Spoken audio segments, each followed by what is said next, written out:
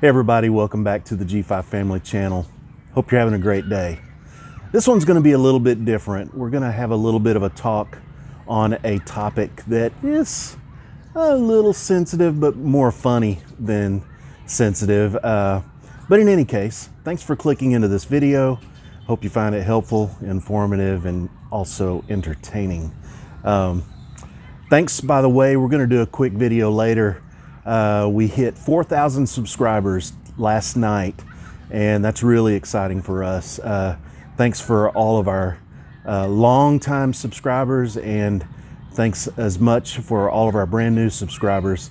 I hope that the information you find on our channel and within these videos is, again, informative, helpful, entertaining, all of those kinds of things. So, but yeah, so as I said, I'm standing here actually kind of even feeling slightly uncomfortable as I introduce the topic, but you've already seen the title on the thumbnail, so I'll just go ahead and get into it. There is a term here in the Philippines, and it's not widely used, but in the Visayas where we live, in the Visayan language, it is a known word, and it's called Tihik. Some people say Tihik, Tihik. It's spelled T-I-H-I-K. And if you look it up, you'll find that it says it's something to the effect of cheapskate or tight-fisted. You know, basically somebody, in America, we just call him a cheapskate. You know, he's just unusually thrifty, extraordinarily thrifty, or thrifty with an attitude, you know, or something like that. I grew up thinking my dad was a cheapskate. Little did I know that he was just trying to make the dollars and cents, you know, go as far as they could. So, but yeah, so since coming to the Philippines, you know, I've been called Tihik. I've been called Tambok Tihik, which is basically fat cheapskate. And usually under the breath, you know, it's kind of like cheapskate, you know, Tihik, Tambok Tihik, anyway. But I don't want to be disrespectful to Filipinos, but I have run into some interesting situations that, and, you know, it's no secret that Americans, you know, foreigners, they come to the Philippines, you know, on vacation with a pocket full of money, pocket full of cash, and they're, you know, probably overly generous in terms of tipping and even willing to pay the quote unquote Kano price. Kano is Americano, American, the Kano price, which is a inflated or exaggerated price compared to, you know, normal prices, you know, for the locals. Now, after being here for the last 4.5 years, I have become completely acclimated to the economy of scale here in the Philippines. So when I came over here in the first year or two, I was, you know, blown away by how inexpensive things could be. I'm also blown away by how expensive some things can be, especially anything imported. But that's a whole other topic. And so when I'm at the market or someplace and I get hit with this Kano price, I'm like, whoa, wait a minute, hang on a second. And by the way, using the market, the open market as an example, I actually really enjoy going to the market. I enjoy looking at the produce, seeing what's available, because it's not always the same. But, you know, we'll go over here to this spread and, you know, what's the price of your potatoes or what's the price of your lettuce? Those are two items that are actually kind of expensive here in the Philippines, and they'll throw out a price. And I'm like, hang on a second. But, you know, we just walk away, go to the next spread and get it at the standard price, at the local price. So anymore, I don't go a whole lot because it's a lot easier for my wife to just go and, you know, she doesn't get hassled with Kano prices. She just pays the local rates and gets what she needs. So I've learned that walking away is easy. It's like, Salamat, thank you, and I just walk away. But it's as I walk away that I hear the term Tihik. Yeah, Tihik. And, Am I a cheapskate? I don't think so. I just want to be treated fairly. You know, I mean, I've been living here long enough now that I just want to pay, you know, the same price that everybody else pays. There was another situation, this goes back a couple, 3 years ago, but I was needing an office chair, desk chair for my desk. And so I was at the mall and I happened to spot a chair kind of over across the way. And I thought, hey, that's a good looking chair, you know, kind of simple and basic, but exactly what I needed. And so I cut through and walked over there, and as I got close to it, I saw that it was kind of beat up. It was the demo. And so the arms were really kind of torn up and in bad shape. So, you know, I sat in the chair and it felt good. I'm like, you know, what's the price?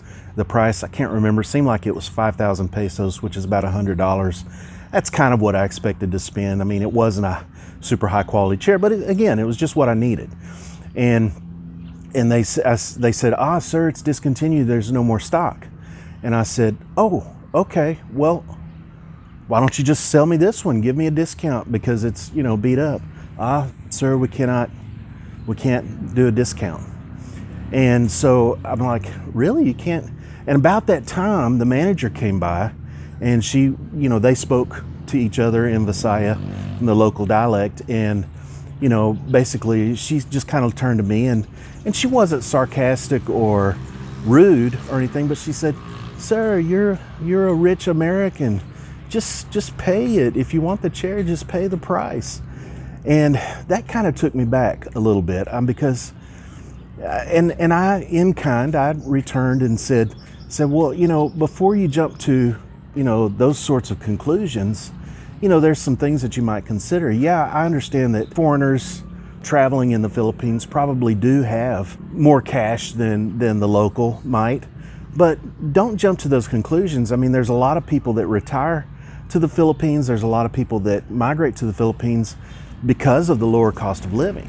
And she was super cool. She was so nice, actually. She's like, oh, sir, you're right. I'm so sorry. I should not have said that. And of course, it was all cool. Now, I don't remember being called Tihik in that particular instance. So the whole point of me telling you that little story, there is an assumption that, and my wife has told me this, so it's not me, it's not my speculation or my theory. I mean, she's a Filipino. She told me that yes, it is, by and large, it is assumed that as foreigners that we have trees growing in the backyard with dollar bills, you know, popping out. And that's, you know, being silly about it. But, you know, essentially that we just have all of the cash in the world. But, you know, the reality here in the Philippines, the locals, they do work very hard for minimal pay. And I'm not going to fault them for maybe this foreigner will pay a little extra or may not mind the difference or may not question the price. And by the way, sometimes I don't mind it. I mean, I have been known, again, we've been here 4.5 years. I'm still astounded by the price of a salon quality haircut, you know, for $2. You know, I don't think anything of giving them a $5 tip, you know, because I'm already getting such a great deal on my haircut. I mean, not that it's all that great. Actually, I think I'm having a pretty good hair day today. I don't know. But on the other hand, I can't afford to be perceived or thought of as a walking ATM machine. We have, over the course of 4.5 years, we have handed out loans that we've never been paid back for. And I'm not painting a negative picture here. I always loan with the attitude that I may not get it back. And really, that's the way we should loan money, because you never know. And I don't like to, especially when it comes to friendships, I don't like to allow a unpaid loan to become a enemy of the, hello sir, how are you? They just opened this up in the last few weeks since the pandemic, since all of the lockdowns are loosening up. This is a really beautiful area here in the middle of the city. And it's been so sad because it's literally been like chain link fenced off for 2 years. So I discovered this morning, me and the girls were out doing our walk, and we came through here and it's like, hey, it's open. So we walked through, and it's such a nice place. So I thought I'd come back down here and do this little chat. So as a result of loaning out money and not getting paid back, we have become, really much more selective in who we do, loan money to. And again, we base it on the fact that, we may not get that cash back. Now we don't tell them that, if we do get the money back, then it's a blessing, and it's a blessing to be a blessing, so in that regard. But, especially when it comes to family, if I do decline, and I have declined to loan money on some occasions, it gets back to my wife that, your husband's a Tihik, your husband's Tihik, I think is how they say it. And that makes me sad. But not only do I have to be wise with my money, but sometimes I think that, people that borrow are kind of stuck in a loop. And I would much rather, in fact, my passion, and it has really come to light more than ever after being here in the Philippines, is really to help enable people to discover their own opportunities and really go out and make it on their own. Because, there's nothing that makes you more confident, raise your self-esteem and things like that, than, knowing that you earned that money and that, you're making your own way. My wife asked me when I was telling her that I was going to talk about this, she said, does it offend you for people to call you Tihik? And actually, it kind of doesn't. I kind of jokingly said, hey, why don't you get me a t-shirt that says, yes, I am Tihik. I don't want to be perceived as a cheapskate, but if that's the response I get, then so be it. I'm not really going to lose any sleep, other than say a little prayer that, God will help them, find the resources that they need to do whatever it is they need to do. I really would like to help them, and I don't want to boast about things that I have been able to do since I've been in the Philippines. But, I don't mind sharing. I have two nephews, my wife's nephews, that I'm literally training them to become drone pilots. And I'm talking fully certified with the civil aviation, fully licensed drone pilots, so that they can be drone pilots here in our province or even in our region to perform drone operations for, companies around the Philippines or even abroad. So I'm excited about that. And you just broaden the opportunities for these young people. And it's something that I carry, I already know how. And so why not share that? And in fact, maybe that's the moral of this story. In fact, maybe that's the whole reason why I shared this story is to encourage all of us, no matter where we live, to extend ourselves, pass it forward, to use that phrase. Extend ourselves to the young people, share our skills, share our trade, and help them become. And by the way, I'm not so arrogant to say that I'm the first one to think of this concept. I'm not. But I'm just, again, maybe that's the moral of the story here. But in any case, I can't be a charity, or I can't save everyone.